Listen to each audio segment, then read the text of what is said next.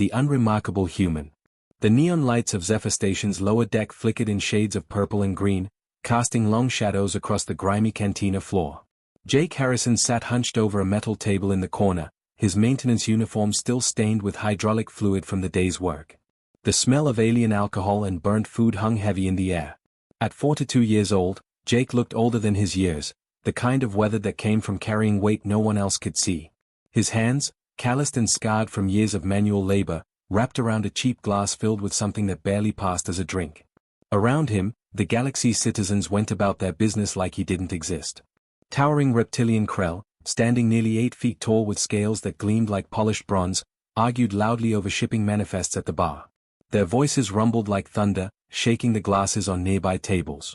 6-armed Tauran merchants haggled in their native clicking languages, their multiple hands gesturing wildly as they negotiated prices that would make or break small businesses.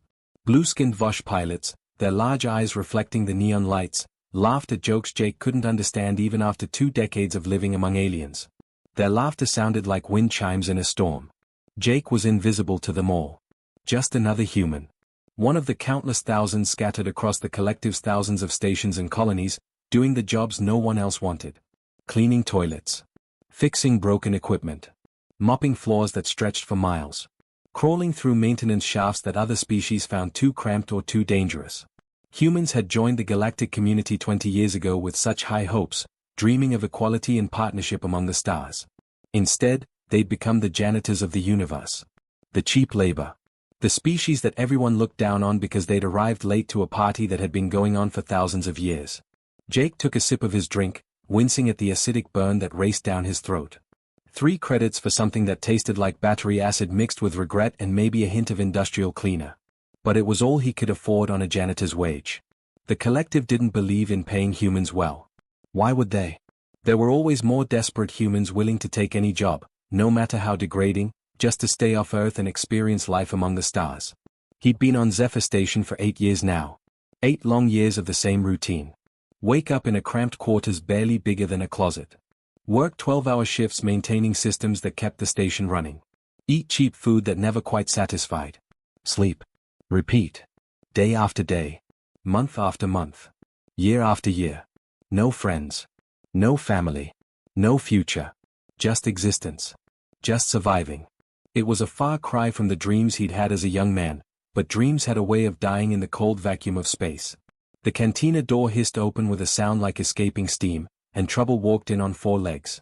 4 Krell mercenaries entered, each one standing nearly 8 feet tall. Their scales gleamed like bronze armor under the flickering lights, catching and reflecting the purple and green glow. They moved with the swagger of apex predators who'd never met anything that could challenge them. The kind of confidence that came from being bigger, stronger, and meaner than 90% of the galaxy. Their clawed feet clicked against the metal floor with each step, a sound that made conversations die down around them. The lead Krell had a long scar running down his snout, cutting through his left eye, probably thought it made him look dangerous. He was right. It did. They scanned the cantina like predators selecting prey. Their eyes, yellow with vertical slits, moved from table to table, looking for weakness. Looking for someone to dominate. That's what bullies did, no matter what species they belonged to. They found their target quickly. A young server near the bar, a Vosh girl who couldn't have been more than 20 in human years, balanced a tray of drinks as she navigated between tables. Her blue skin, normally vibrant like a tropical ocean, had already started to pale as she noticed the mercenaries watching her. She tried to move quickly, tried to finish her work and get out of their path, but she wasn't fast enough. The scarred Krell stepped directly into her path. She stumbled, and a single glass tipped from her tray, splashing dark liquid across the mercenary's armored vest. It was an accident. Anyone could see that. But accidents didn't matter to people looking for an excuse to cause pain. You spilled my drink, little fish, the scarred Krell growled in broken galactic common, his voice like rocks grinding together. His massive hand shot out and grabbed her wrist, his claws digging into her skin hard enough to leave marks. I am sorry, sir. I'll get you another right away. Please, I didn't mean, her voice trembled, eyes wide with fear. Her blue skin had gone almost white now, a sure sign of terror in her species. I don't want another drink, the Krell interrupted, pulling her closer. His breath probably smelled like rotting meat. I want compensation.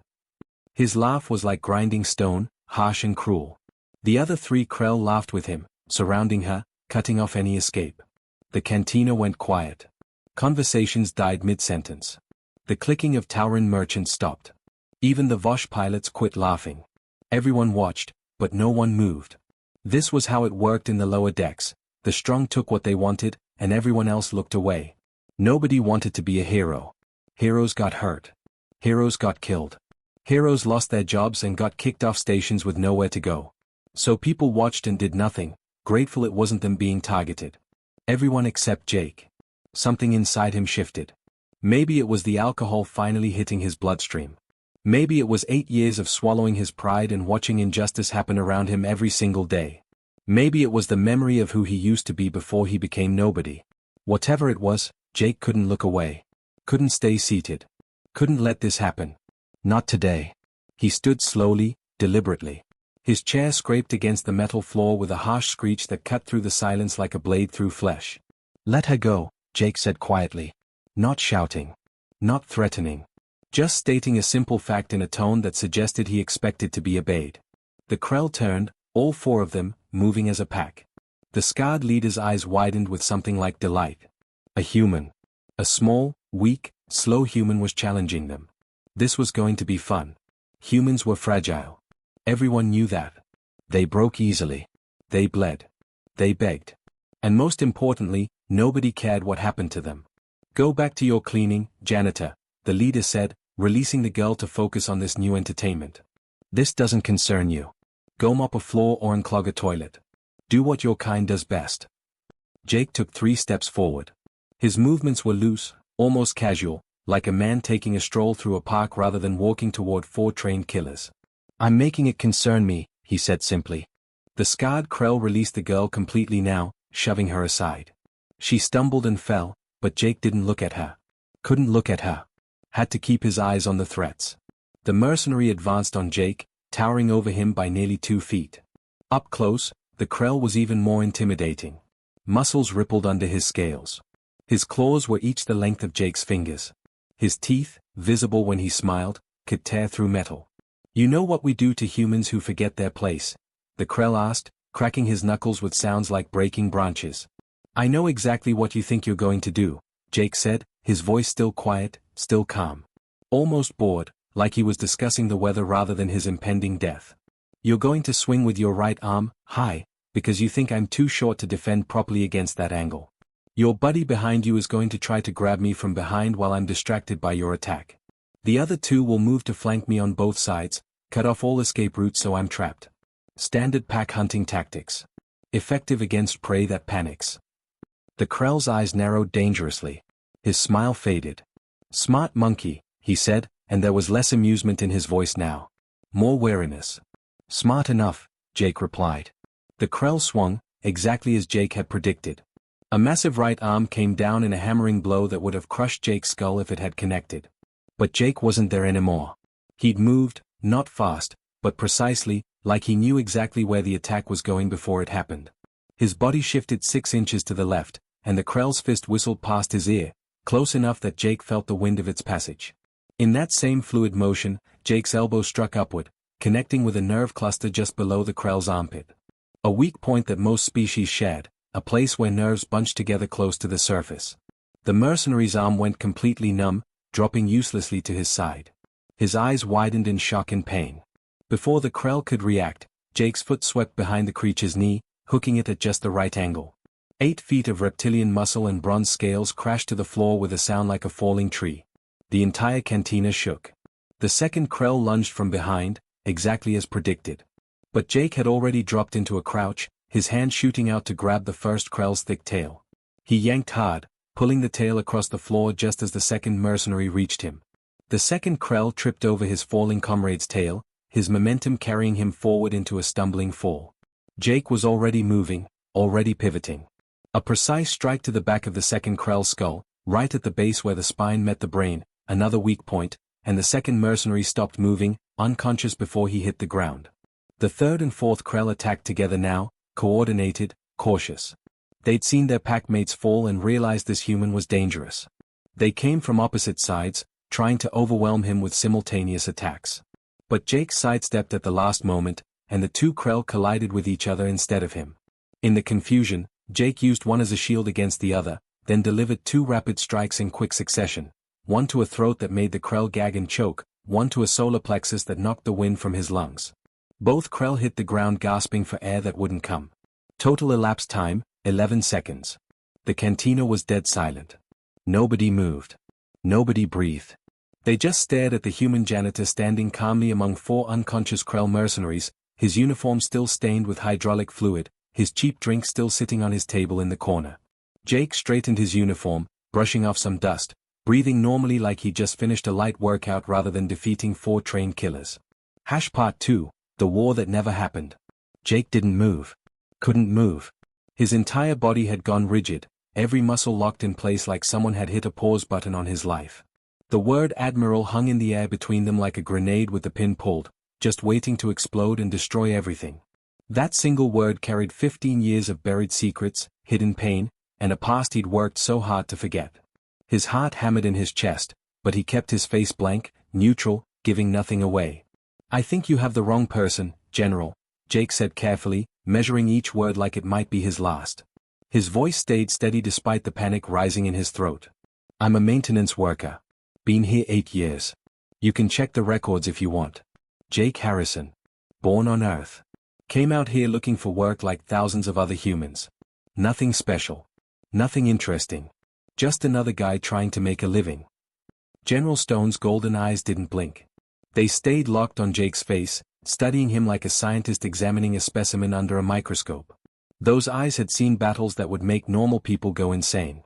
They'd watched planets burn and fleets crumble. They didn't miss details. They didn't make mistakes.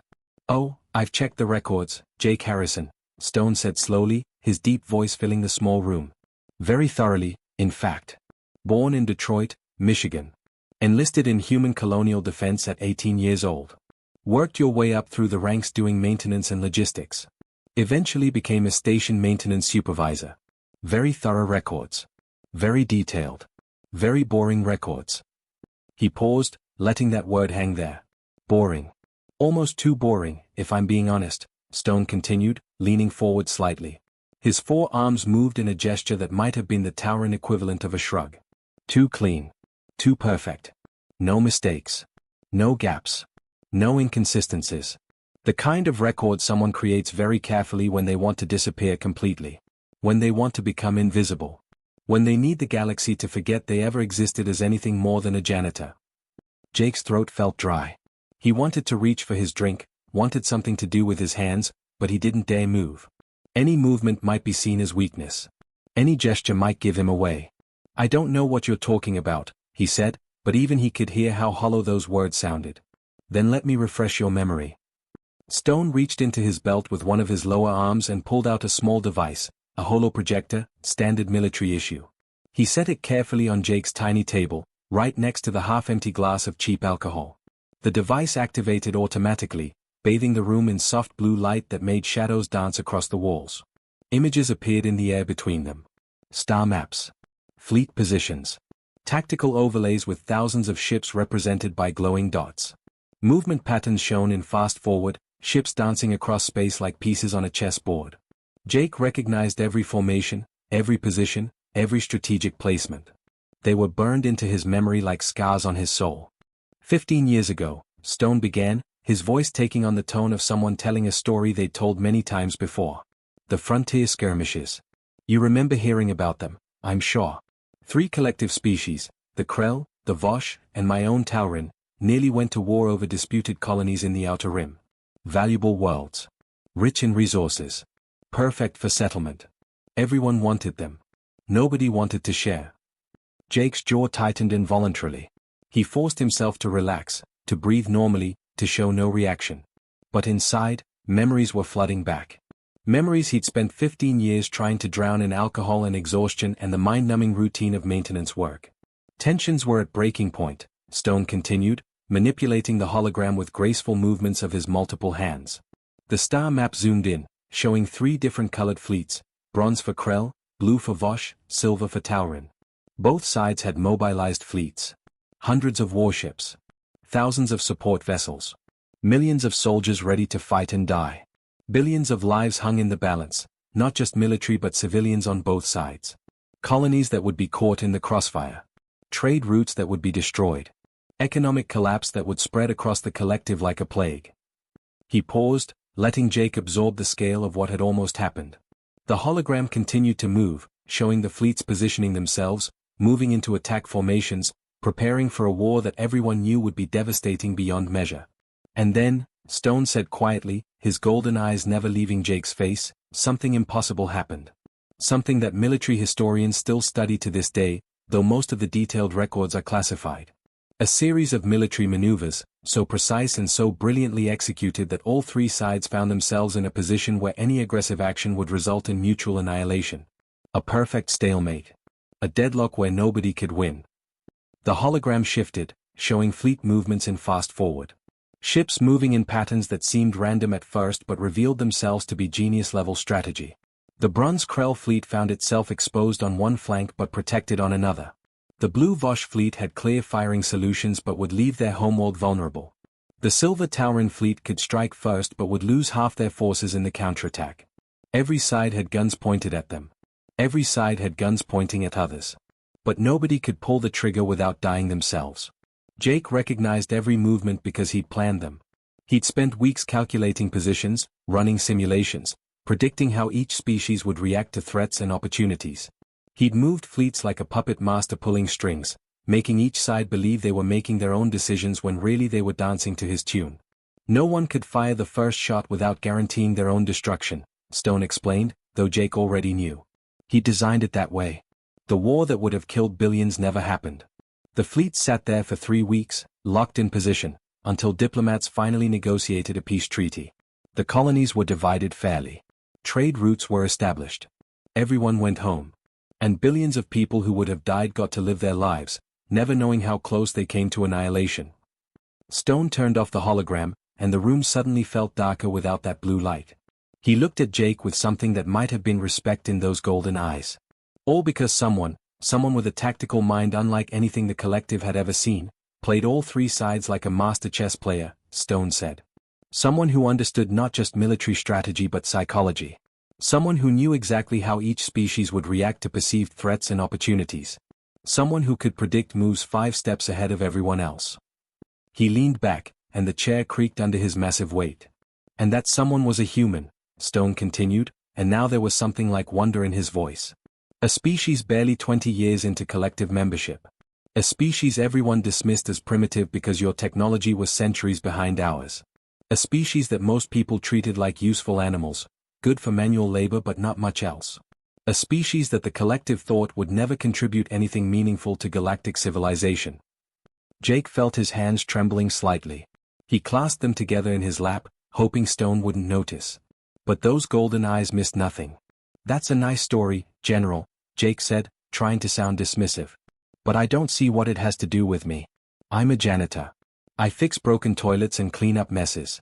I don't command fleets or prevent wars. I think you've got me confused with someone else." Stone smiled, and it wasn't a friendly expression. It was the smile of a predator who'd just caught his prey in a lie.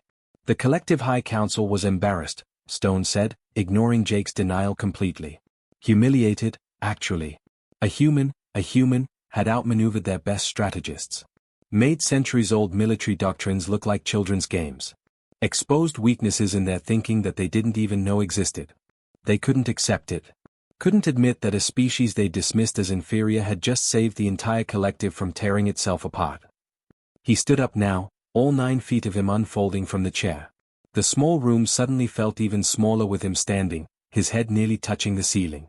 "So they buried it," Stone said, his voice hard with anger now. "Buried the reports. Classified the records. Erased the name of the genius who'd saved billions of lives. And they gave that person a choice, a terrible choice that no hero should ever have to make." Jake's hands were definitely shaking now. He couldn't stop them. Couldn't control the flood of memories and emotions that Stone's words were unleashing. "Accept exile and obscurity," Stone said quietly, "or watch humanity be ejected from the collective. Banished back to Earth. Cut off from the stars. Isolated. Alone. Left behind while the rest of the galaxy moved forward without you." He looked down at Jake, and there was genuine sympathy in those alien eyes. This person, this genius, chose to save their species by erasing themselves, Stone said. Gave up everything. Fame. Honor. Recognition. Career. Future. Identity. Became nobody so that humanity could remain somebody. The greatest military mind of a generation, reduced to cleaning floors and fixing broken equipment. The savior of billions, forgotten by everyone except a few people who knew the truth. Stone reached down and placed one of his massive hands on Jake's shoulder. It was heavy, but surprisingly gentle. That sounds like a hero to me, Jake Harrison, he said softly. Not a coward.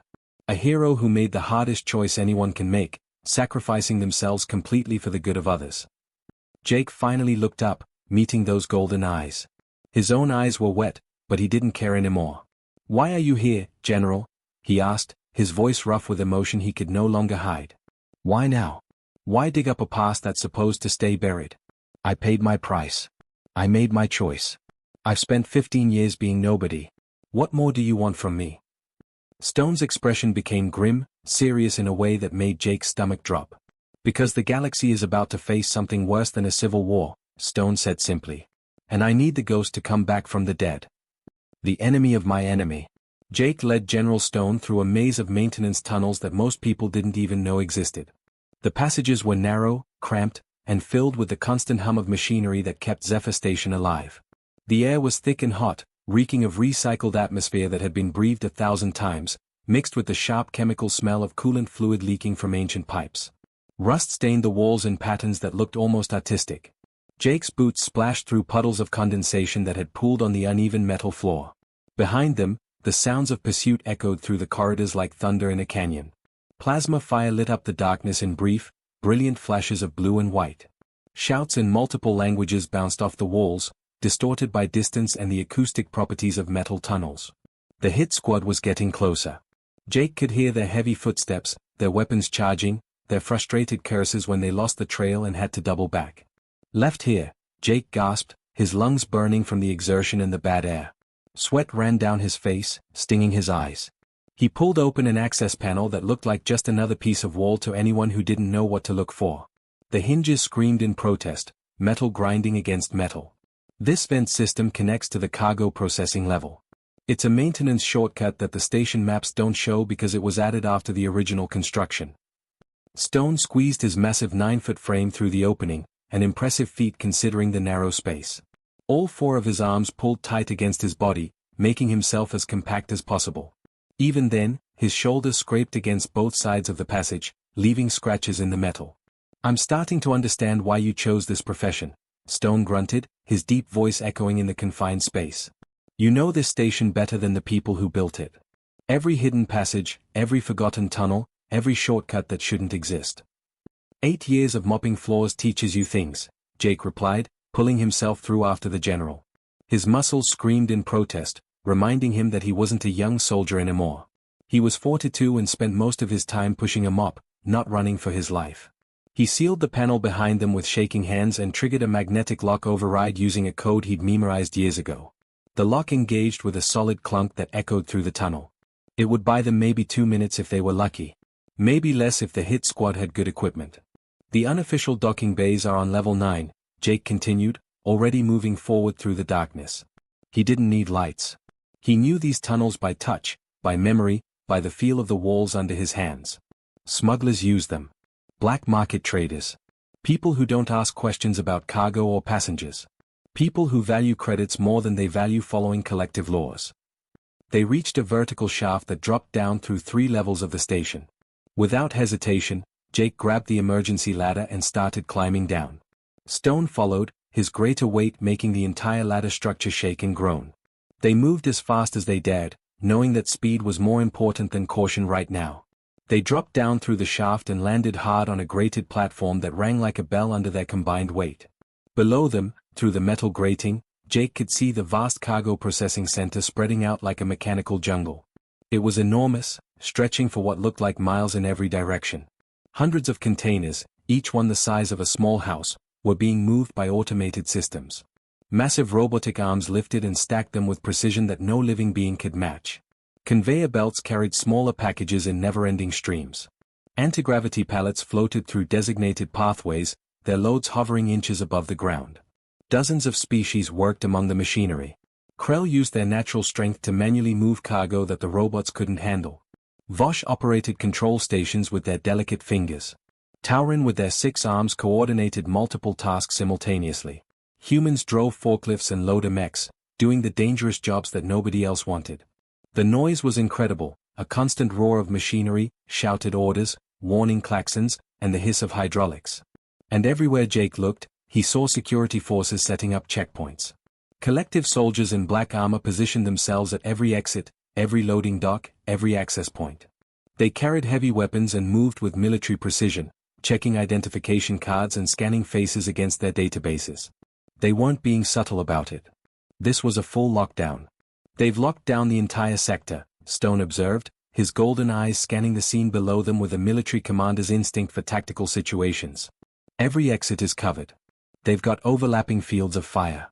Checkpoints at every choke point. If we go down there, we're walking into a trap. Jake scanned the area below, his own tactical mind, dormant for so long but never truly gone, processing information automatically. Distances.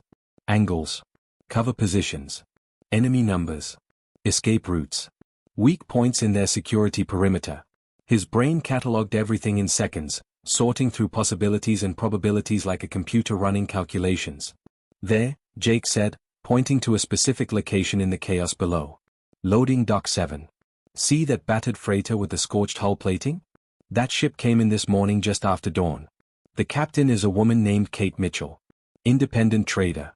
She owes me a favor. Big favor. I fixed her environmental systems last month when they failed during her approach.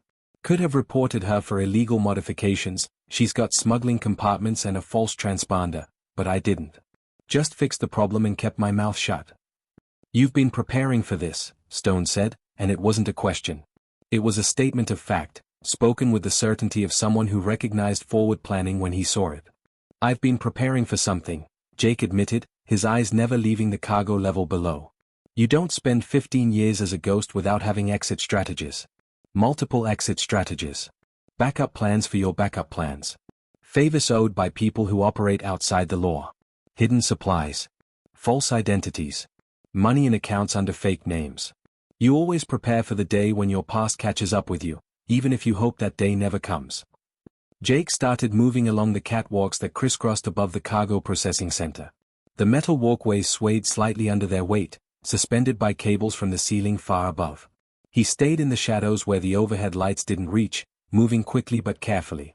Stone followed, surprisingly quiet for someone so large. The general had centuries of combat experience, and it showed in how he moved, economical, efficient, leaving no wasted motion.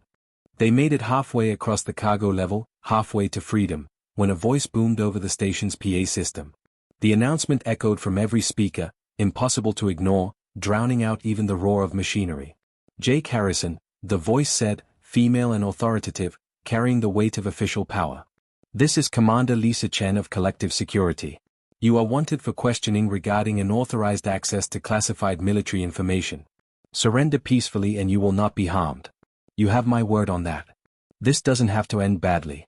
Just come down from the catwalks with your hands visible and we can resolve this situation without violence.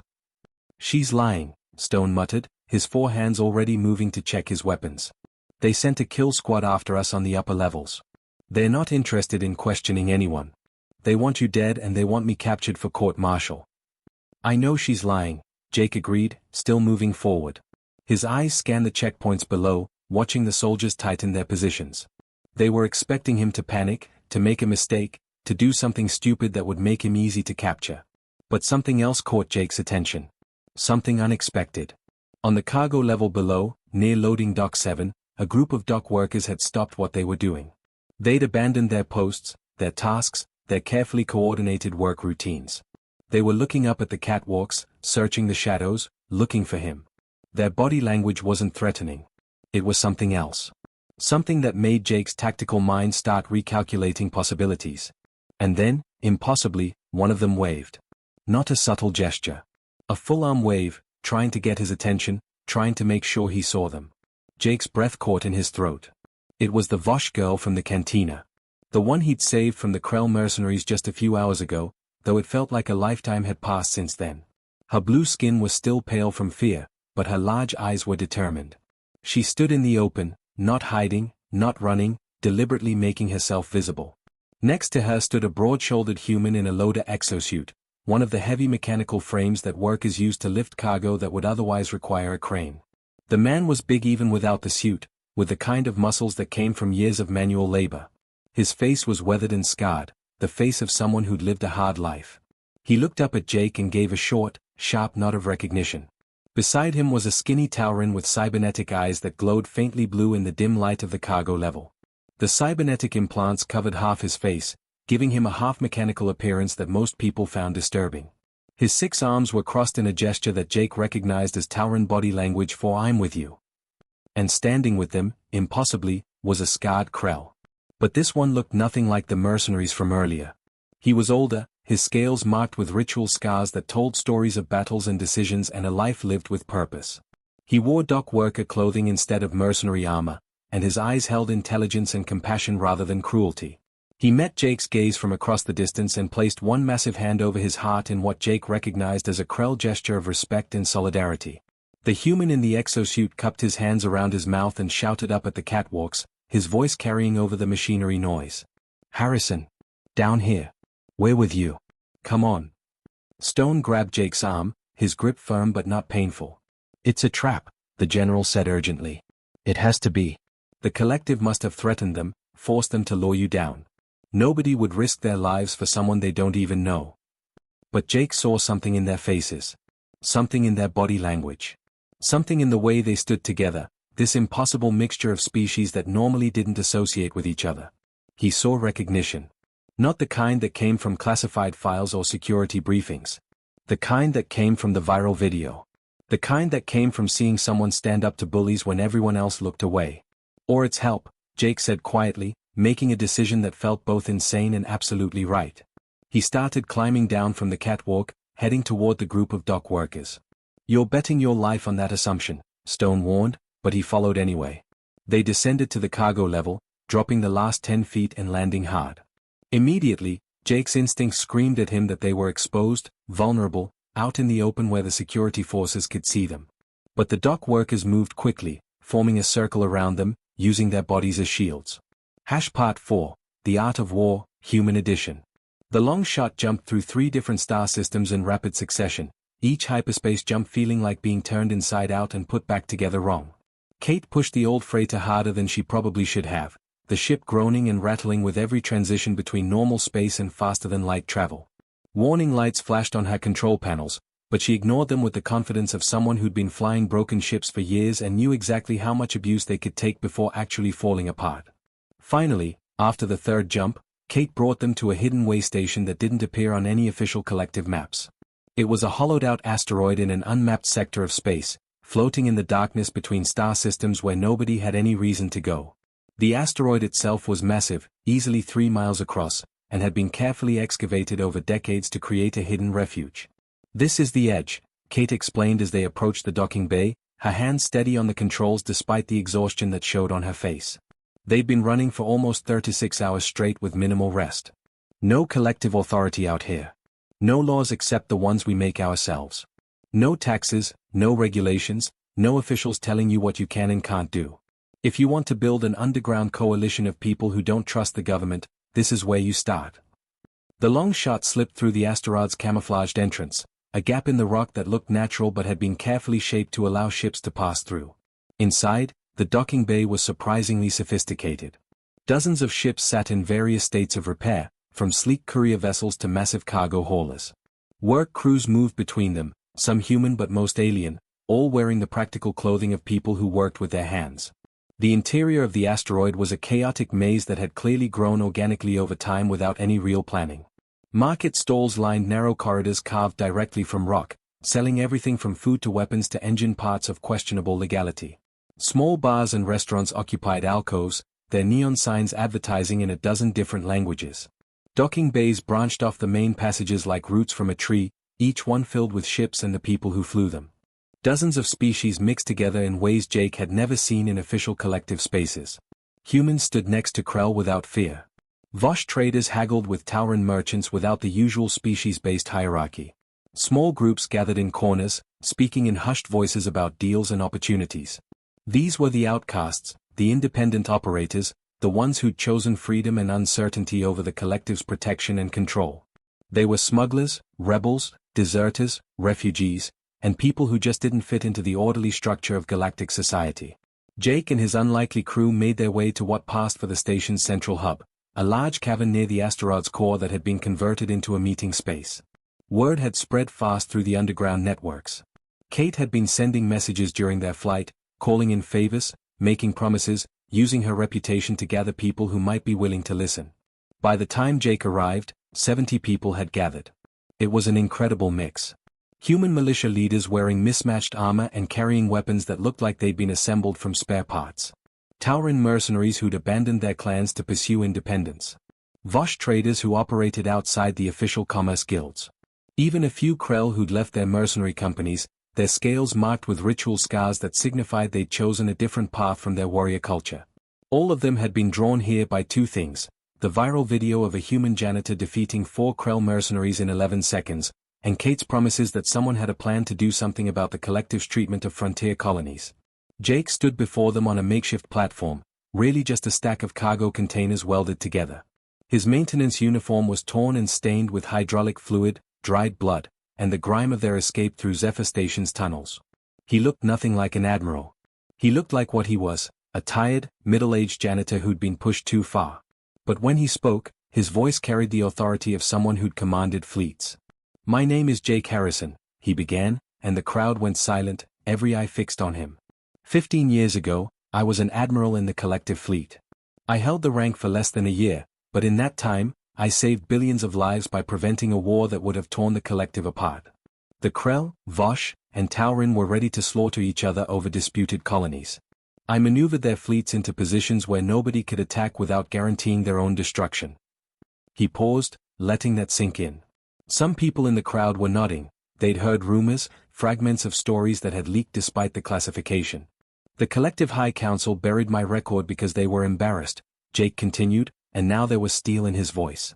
They were humiliated that a human, a member of a species they considered primitive and inferior, could outwit their centuries-old military doctrines. They couldn't accept that someone from a species that had only been in space for 100 years could make their best strategists look like children playing with toys. So they made me disappear. Gave me a choice: accept exile and obscurity, or watch humanity get ejected from the collective entirely. Murmurs rippled through the crowd, growing louder. People exchanged glances, their expressions shifting from curiosity to anger.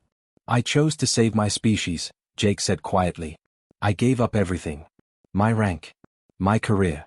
My identity. My future. I became a janitor. I spent 15 years cleaning floors and fixing toilets, being invisible, being nobody. And I thought that was enough.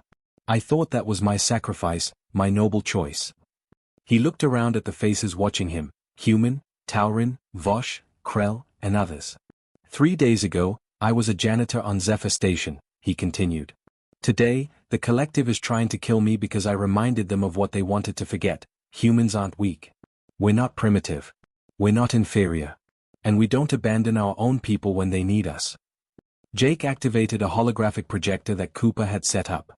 A star map appeared in the air above the platform, showing the local sector of space with dozens of colonies marked in different colors. "In 60 hours, Jake said, pointing to a large red dot on the map, a swarm fleet will reach New Olympus, the largest human colony outside Earth. Population: 400 million people. Men, women, children. Families. Workers. Students. People just trying to live their lives. The collective fleet is already in position, sitting just outside the system with enough firepower to fight the swarm." He paused for emphasis. "But they've been ordered not to engage unless core worlds are threatened," Jake said, and his voice was cold with fury. "The High Council is willing to let 400 million humans die so they can study the swarm's tactics without risking their own populations. They're using New Olympus as bait. As a laboratory experiment. As acceptable casualties." The crowd erupted in angry shouts. People jumped to their feet, cursing in multiple languages. A human woman with the scars of combat on her face yelled out, "They're using us as guinea pigs." A Tauran merchant slammed 2 of his 6 fists on a table, making it shake. Even the Krell were growling, a sound like distant thunder. They want to study the swarm without risking their own people, someone else shouted from the back of the crowd. Jake raised his hand, calling for silence. It took a moment, but eventually the crowd settled down, though the anger remained visible on every face. They are willing to sacrifice a human colony because they think humans are expendable, Jake said simply. They're wrong. And we're going to prove it. We're going to show the entire galaxy that humans protect their own, even when nobody else will. Tom stepped forward from where he'd been standing with the others who'd escaped Zephyr Station. The big human in his Loader exosuit looked uncomfortable being the center of attention, but he spoke up anyway. What can we do? Tom asked, voicing the question that everyone was thinking. Look at us. We're dock workers, traders, small-time security personnel. We've got maybe 50 ships between us, most of them cargo haulers and personal transports. We're not an army. We're not trained soldiers. The swarm has thousands of bioships. How can we possibly make a difference? Jake smiled, and it was the smile of someone who'd spent his life finding ways to win impossible battles. No, Jake agreed. You're not an army. You're better than an army. You're people who know how to survive when nobody's protecting you. You know how to improvise with whatever you have available. You know how to adapt to changing situations. You know how to fight dirty when fighting fair means losing. He gestured at the mixed crowd before him. You know how to fight like humans, Jake said, and there was pride in his voice. And that's exactly what we need. Jake studied the command ship, his tactical mind automatically analyzing it for weaknesses even though the situation seemed hopeless. The bioship structure was unlike anything human engineers had ever designed. No obvious engines, yet it moved through space. No visible weapons, yet it commanded a fleet of thousands. No armor plating, yet sensor scans showed its organic hull was nearly impenetrable. How do we fight that? Maya asked quietly, voicing the question everyone was thinking. Her blue skin had gone pale again, almost translucent with fear.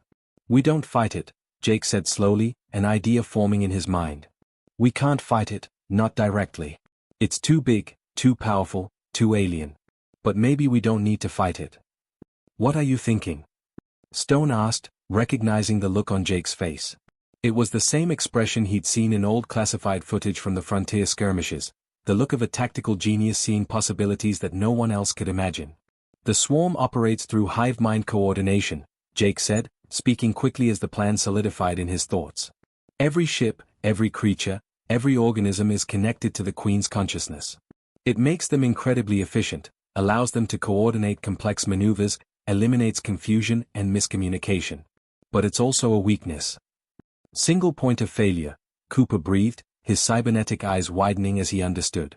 If we can disrupt the Queen's ability to coordinate, the entire fleet loses cohesion. Exactly, Jake confirmed. But we can't kill her, she's too well protected, and honestly, killing her might just make things worse. The swarm might go berserk, attack everything in range without any strategy. We need something different. The long shot was being pulled closer now, within a mile of the command ship's surface. They could see details that made their skin crawl, pulsing membranes, organic growths that might have been weapons or sensors or something completely alien, openings in the hull that looked disturbingly like mouths opening and closing. So what do we do? Tom asked, checking his own weapons even though they all knew that personal firearms would be useless against what they were facing. Jake turned to face his crew, this impossible group of dock workers, traders, mercenaries, and outcasts who'd followed him on what everyone had said was a suicide mission. They looked scared, exhausted, and completely out of their depth. But they were still here. Still standing. Still ready to fight. We do what humans do best, Jake said with a grim smile. We improvise. We adapt. We refuse to accept that something is impossible just because nobody's done it before. He pulled up what schematics they had of swarm bioships, which wasn't much, mostly observations and guesses from previous encounters that had always ended in retreat or death. The Queen will want to see me personally, Jake continued.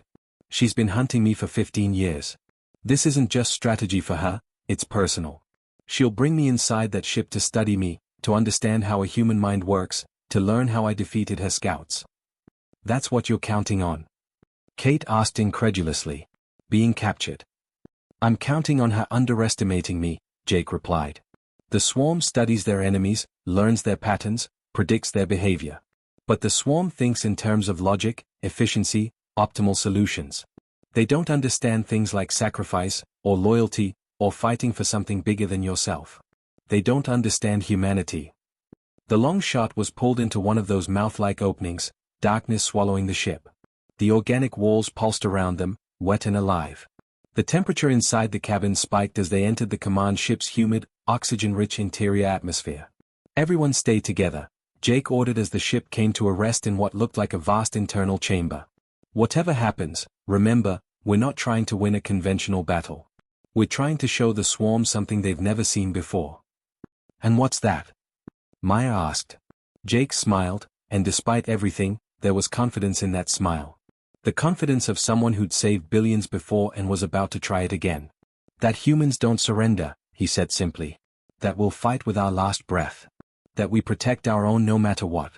And that sometimes, the greatest victory isn't defeating your enemy, it's making them understand why they should never have made you their enemy in the first place. The long shot's cargo ramp lowered with a hydraulic hiss. Outside, in the pulsing organic chamber, thousands of swarm creatures waited. And somewhere beyond them, the Queen herself was watching, analyzing, preparing to meet the human who'd haunted her thoughts for 15 years. Jake Harrison, former admiral, current janitor, and the galaxy's most unlikely hero, stepped out to face her. Behind him, his crew followed without hesitation. Nobody's admiral was about to remind the galaxy why humans were never nobody.